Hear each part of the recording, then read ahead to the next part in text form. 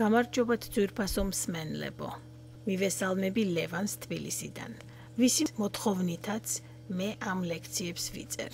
დღეს ჩვენი სასაუბრო თემა იქნება ლევიტელების პირველი თავის მეორე და მესამე მუხლები. გავახსენებ მსმენელს, რომ წინა ორ ნაწილშიც განვიხილეთ ამ თავის პირველი მუხლი, კერძოდ ფრაზები მოუწოდა უფალმა და მოწმობის კარვიდან. ელაპარაკე ისრაელიანებს და უთხარი მათ: თუ თქვენს შორის ვინმე შესწირავს უფალს, შინაური პირუტყვი იყოს თქვენი შესაწირავი, საქონელი და ცხვარი. თუ აღსავლენია მისი შესაწირავი, სახიხარი შესწიროს.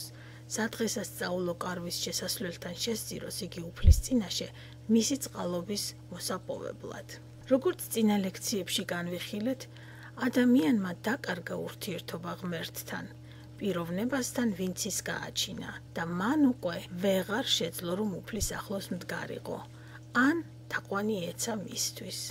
და თუ სამოთხეში ღმერთი პირდაპირ ელაპარაკებოდა ადამს, ახლა ის დასჯილი საკუთარი დაუმორჩილებლობით ვეღარ იკმაყოფილებს სანუკვარ პიროვნებასთან ურთიერთობის წყურვილს. ასე დაიწყო მისი წუხილი და გახლეჩილობა. აქ მიხვდა იგი თუ რას ნიშნავდა ცოდვა, რომ ხილის ჭამის მერე მოკვდებოდა. აკი სულიერად ის მართლაც გარდაიცვალა და დაშორდა უფალს, რასაც ქრისტიანული ტერმინოლოგიით ჰქვია სიკვდილი. თანამედროვე ათეისტურ გონებას მიაჩნია, რომ სულხორცის გაყრით მთავრდება სიცოცხლე.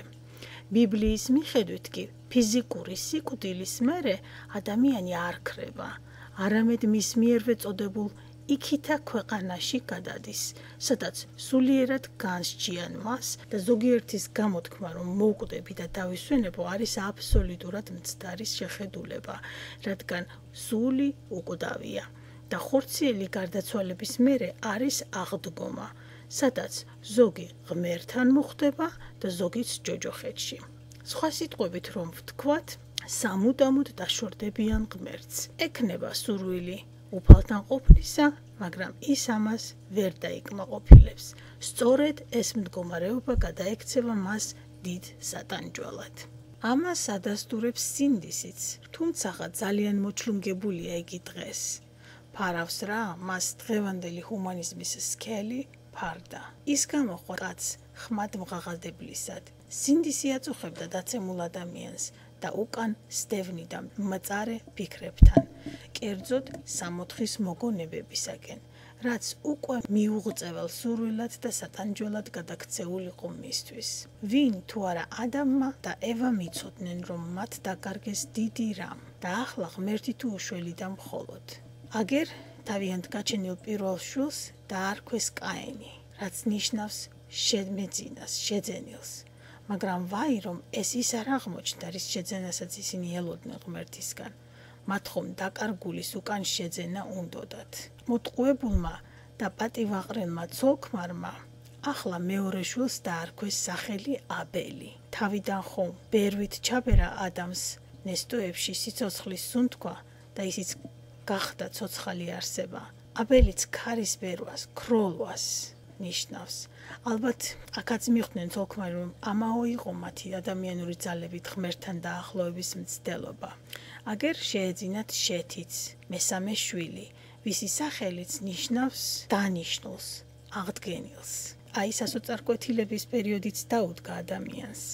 შეთმა უკვე თავის შვილს სასოწარკვეთილება და ძალიან ავადმყოფი ენოში დაარქვა. ენოშის ეტიმოლოგია ასეთია, სასოწარკვეთილი. აქ უკვე ფარხმალი აქვს დაყრილი ადამიანს და საკუთარი ძალებისა აღარ ასჯერა. თუმცა ეშმაკმა აღუთქვა, რომ ღმერთებივით იქნებითო. ის საბოლოოდ მიხვდა, რომ განადგურებულია საბედისწერო ტყუილით. დაიწყო ადამიანმა ღმერთის მოწოდება, რადგან მიხვდა, რომ ძალა მას საერთოდ წართმევდა და თავისით აღარაფერი შეეძლო რომ გაეკეთებინა. სწორედ აქ მისცა უფალმა შვება და გააჩნდა ნოე. დაარქვეს ადამის შვილთა შვილს ნოე, რაც თარგმანით ნიშნავს სიმშვიდეს და ნუგეშის წემას. იგი თავისი ცხოვრებით და სახელით წინასწარმეტყველებს, რომ მოვა მხსნელი და ნუგეშის მცემელი, ვინც ამ ტანჯვისგან გაათავისუფლებს კაცობრიობას, რაც არის წინასწარმეტყველება ქრისტესი. მანამდე კი კანონს აძლევს ღმერთი ისრაელიანებს, რათა მან ისწავლოს თუ როგორ გაარჩიოს მარჯვენა და მარცხენა, სწორი და არასწორი, კეთილი და ბოროტი. კანონით ადამიანი ხედავს, რომ ის ცოდვილია. ცოდვილი კი ვეღარ ეკარება შემქმნელს. მას სიკვდილი უნდა მოჰყოლოდა, ვიღაცას უნდა ეზღო შეცდომა და ეს ძალიან დიდი რეალობა იყო. ლევიტელებშიც აირას ეუბნება უფალი ისრაელიანებს. აქ უკვე ცოტა ამინისტია შეეხოთ ისრაელიანებს და ღმერთმა მიუშვა ახლოს ისინი, მაგრამ მხოლოდ სისხლის დაღვრით, მხოლოდ გამოსასყიდით შედიოდნენ მის მოწმობის კარავში და ეს კი იყო ადგილი, სადაც ღმერთი სუფევდა. ხა რატომ სისხლი? სისხლში არის სიცოცხლე, ყველა ცოცხალი არსებისა. აი ამიტომ სისხლი უნდა დაღვრილიყო, უნდა ჩანაცვლება მომხდარიყო.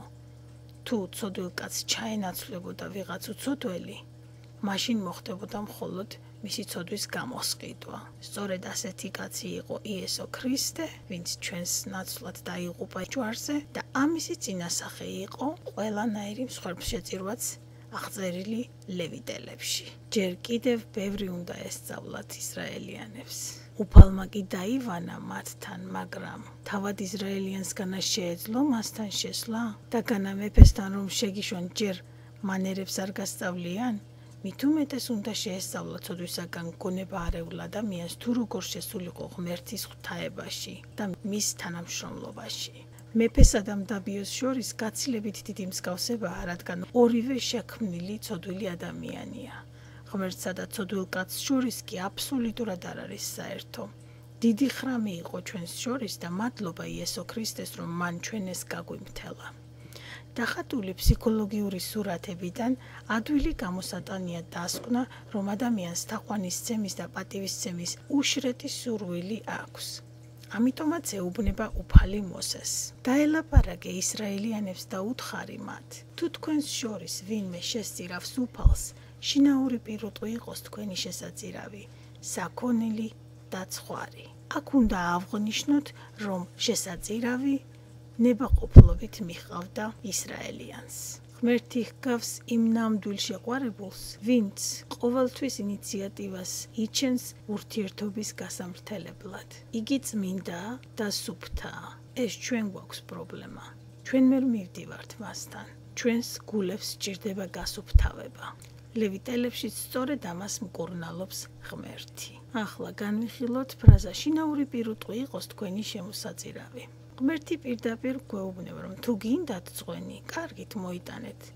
მივიღებ, ოღონდ შინაური ცხოველი იყოს და საღი ხარი შესწიროს და სადღესასწაულო კარვის წინ მოიყვანოს ისრაელიანმა შესაწირავი. კერპთაყვანისმცემლობა იყო გავრცელებული ეგვიპტეში და კერპთაყვანისმცემლობა დახვდებოდათ ადგილობრივ მაცხოვრებლებში ისრაელიანებს, როდესაც ღმერთი აღთქმულ ქანაანში შეიყვანდა.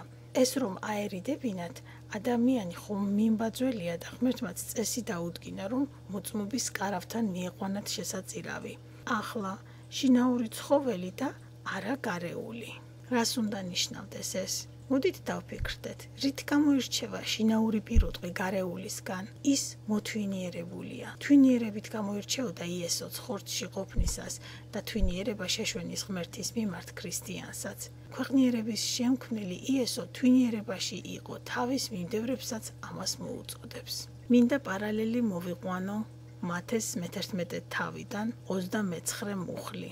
იტვირთეთ ჩემი უღელი და ისწავლეთ ჩემგან, ვინაიდან მე მშვიდი და თავმდაბალი ვარ და ჰპოვებთ სულის სიმშვიდეს. ახლა მოდით ვნახოთ, რას ნიშნავს საღი ხარი შესწიროს.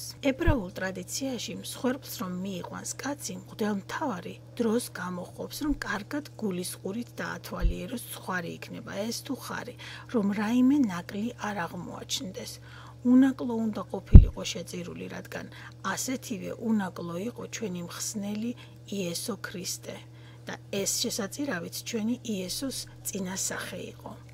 ეს რიტუალი ორ სინამდვილეს გვახსენებს. პირველი იყო ის, რომ ცოდვა გვქონდა და არაფერი გოშველებოდა თუ სხვა უცოდველი არ ჩაგვენაცვლებოდა და მეორე მიუთითებდა მომავალში მხსნელის მიერ თავგანწირვას. სხვა სიტყვებით რომ ვთქვათ, წინასწარმეტყველური დატვირთულება ჰქონდა ამ რიტუალს, რომ ის დაყვრიდა სისხლს ჩვენთვის და სიმკაცრე კი ამ რიტუალისა, რომ კაცრად უნდა დაეცვა, იყო ის, რომ ასეთივე სიზუსტით მოახდენდა უფალი მომავალში ჩვენს გამოხსნას, იმ მოვლენას, ჯვარზე გაკვრას ქრისტესას, რისი ანარეკლიც იყო ეს რიტუალი. მას შევთანხმდეთ, რომ საღი ხარი მიყვანილი კარავთან მთლიანად ეს რიტუალი წინასახია იესოს მიერ ჩვენდამი გაწეული ღვაწლისა.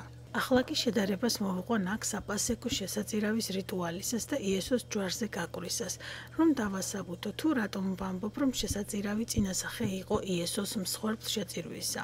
ჯერ ერთი ბიბლიაში მთელი ახალია აღთქმა პარალელია იმისა, რაც ძველ აღთქმაში წერია.